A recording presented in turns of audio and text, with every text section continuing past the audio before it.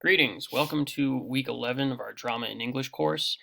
Um, this week we are talking about Margaret Edson's Wit, written in 1995, first produced in 1995. First, a little background on Margaret Edson. What's most interesting about Margaret Edson is that she's actually not a playwright. She's a middle school teacher in Atlanta, Georgia. Um, she's born in 1961, and even though she has this other career, she managed to write this play, which won the Pulitzer Prize for drama in 1999.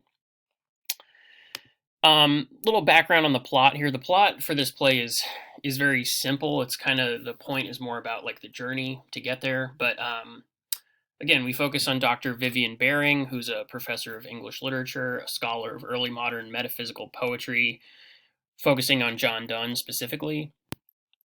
At the beginning of the play, she learns she's been diagnosed with stage 4 ovarian cancer. Throughout the play, she relives moments of her academic career as her health grows increasingly worse. And then at the end, she opts to choose for a DNR, do not resuscitate code status, because her condition has sort of deteriorated to the point where if her heart stops, if her kidneys fail, she does not want to be revived. Dr. Harvey Kalekian is the chief of medical oncology at the University Hospital. He's the one who recommends a full dose of chemotherapy for her, which involves 8 weeks of full doses of these two drugs, hexamethophos, hexamethophosphocyl and vinplatin. And she's supposed to take these drugs because they're doing a study on the two drugs on her. So that's why they're keeping her at the full dose for the entire time. And in many ways, she's being treated as a guinea pig. I hope you're kind of picking up on the ways in which the doctors, they keep saying she's tough, she can take it. But really, it really is kind of taking a toll on her. And the doctors almost don't seem to be acknowledging the pain and suffering that the treatment is actually offering her. Then there's Dr. Jason Posner, who's the clinical fellow. He's the one who interacts with Dr. Vivian Baring the most. He's also a former student of hers. He has this pretty poor bedside manner, which I want to talk about in a little bit. And at the end, he kind of makes the mistake of calling a full code, trying to revive her, trying to bring her back after her kidneys have failed and her heart has stopped, even though she has already kind of announced that she wants to be DNR. So he kind of makes this mistake in the end. And then there's also Susie Monahan, who's the registered nurse who interacts with Vivian throughout the play. She's the one who recommends lowering the dose of the two drugs to Jason, who again acknowledges like, oh, she's tough, she can take it, and refuses to do that. And she's also the one who discusses Viv's code status with her. In a way, I like this play because it kind of tricks you into actually reading John Donne, even though it seems like it's a play about medicine and kind of the modern cancer industry. In many ways, it's absolutely about John Donne's poetry. So John Donne was a poet who lived. He was born in 1572, died in 1631. He was born into a Catholic family, which was a big deal in 1572 because England was Protestant under Queen Elizabeth I. He became a cleric in the Church of England. So even though he was born Catholic, he kind of ended up serving in the Protestant Church, which makes him a very kind of interesting and complex figure where his religious themes and religious background is concerned. Because here are these two opposing religions in England, and he's sort of living in both of them at the same time.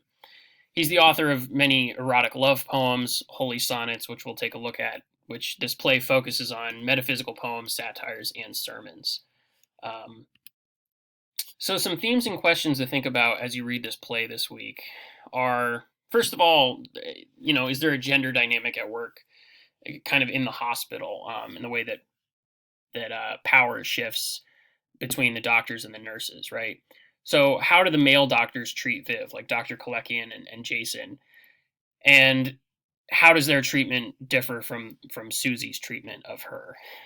Again, Susie seems to be the one who's actually advocating for them to lower the dose, to be a little bit more, to listen to her a little bit more, and she's the one who discusses her code status.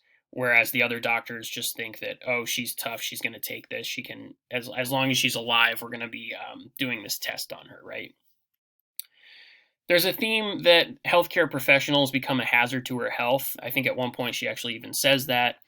And if you read the introduction from Joseph Kelly, he talks about how, in a lot of ways, this play is about what he calls the cancer industrial complex, um, which kind of refers to the way in which a lot of drug companies would make medicines to treat cancer, but then kind of at the same time, these same drug companies are also producing these products that are causing cancer. So it's a way for certain pharmaceutical companies and uh, drug companies to profit off of the death of people in a way, to cause them to be sick and then to profit off of their sickness, right? Um, this play is also about how the study of cancer and the study of poetry are alike. Uh, Both involve hours of exacting and pointless scrutiny, as Viv points out.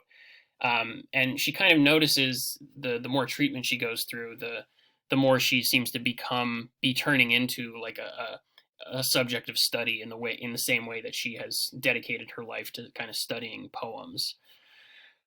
She also reevaluates the choices she made in her life, sort of in these 8 weeks when she's participating in this, in her treatment. Um, she There's one scene I want to look at in a minute, but where her advisor, her professor E.M. Ashford, tells her, don't go back to the library and rewrite this paper. Go out with your friends. But of course, she actually did go back to the library. And sure, on the one hand, her dedication to like rewriting that paper and her dedication to John Donne made her into this amazing Donne scholar. But at the same time, it seems like here, when she's on her deathbed and nobody is coming to visit her except for her old professor, she's sort of reevaluating some of those choices that she made. And finally, I think there's a lot of comparison in the same way that poetry and cancer are kind of being compared. Vivian and Jason also seem like they're foils of one another, which again means characters who are opposed, but whose opposition also highlights a certain similarity between the two characters. So one is obsessed with cancer, Jason. The other, Vivian, is obsessed with wit and language. They're both obsessed with immortality. Jason is fascinated by the way that cancer cells can just kind of endlessly reproduce themselves, right? And Vivian is, of course, kind of interested in this idea of how John Donne talks about the idea of immortality. And Jason's lack of bedside manner also echoes Vivian's treatment of her students, which is kind of ironic because Jason actually was one of her students. So there's also a way in which this play is about her realizing she kind of gets to see what her students have turned into and what they actually got out of her class. And she maybe isn't too pleased with what she sees. This play is also really interesting. I'm glad we're kind of reading it after we've read Raisin in the Sun and A Doll's House and Fences, because yes, this is like a very realist play, but it also significantly departs from some of the things we've been seeing. So, for one, here we have a character, she talks directly to the audience. She breaks that fourth wall, and gives us these soliloquies and monologues where she's talking directly to the audience. She knows she's going to die at the end. It's like she can see the play. She can kind of step into the audience with us. She also shares her monologues at the same time that doctors are speaking, which is interesting because you get to kind of see her thought process and her sort of reflection on the moment in her life that is unfolding in real time. The unities of time and place are also not adhered to. So if you think about like, the three Hainsbury's, Wilson, and Edson's play all kind of focus on action that takes place in a very short amount of time, a couple days really. But here we're jumping all the way back to her childhood. We're jumping 30 years back in time, um, to when she was a graduate student or an undergraduate student, which is again unusual. And there are also several scenes that are juxtaposed here in order to make a comparison between medicine and literature, between wit and cancer, between life and everlasting death.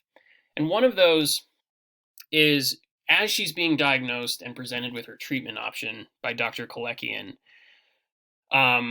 she remembers a scene with her professor, E.M. Ashford, where her professor is asking her to rewrite a paper that she submitted. And the point her professor makes is that she needs to use the right edition of this Donne poem, because the line, as it's written in the version that Viv used to write her paper, "and death shall be no more, semicolon, death thou shalt die," exclamation point. Ashford's point here is that she thinks this is like too theatrical. It's too big, right? So she suggests you need to use this version where the editor lowercases the word death, puts a comma instead of a semicolon, and then just puts a period rather than an exclamation point. Because this highlights that nothing but a breath, a comma, separates life from life everlasting. And then, of course, this scene ends with her telling her, to go, not to go back to the library to rewrite this paper. She says, "Go out, enjoy yourself with her friends," which again is advice that she does not take. But again, it's interesting that she would be thinking about this particular sonnet on her deathbed when she's very much being confronted with death. But also is remembering that John Donne, if you look at the poem as a whole, John Donne is writing at a time when the everybody sort of believed in the Christian idea that when you die, you have this kind of promise of eternal life after you die. But it kind of depends on how you live your life, right? So, which is why he says, "Death be not proud, though some have called thee mighty and dreadful, for thou art not so. For those whom thou thinkst thou dost overthrow, die not, poor death, nor yet canst thou kill me." Right? So there's this idea that death can try to kill me, but even in a kind of death, there isn't a life everlasting. Another scene where you get this interesting juxtaposition is when she's lecturing on another John Donne poem, Holy Sonnet, called If Poisonous Minerals. And then she's interrupted with Susie telling her that she needs to come run more tests. And Vivian says, true believers, again, explaining the poem here, she's interested in this last line, that the speaker of this poem is asking God not to remember him and remember his sins, but to just kind of forget about him, and he wants to hide, right? When the speaker considers his own sins and the inevitability of God's judgment, he can conceive of but one resolution: to disappear. The speaker does not need to hide from God's judgment, only to accept God's forgiveness. It's very simple, suspiciously simple.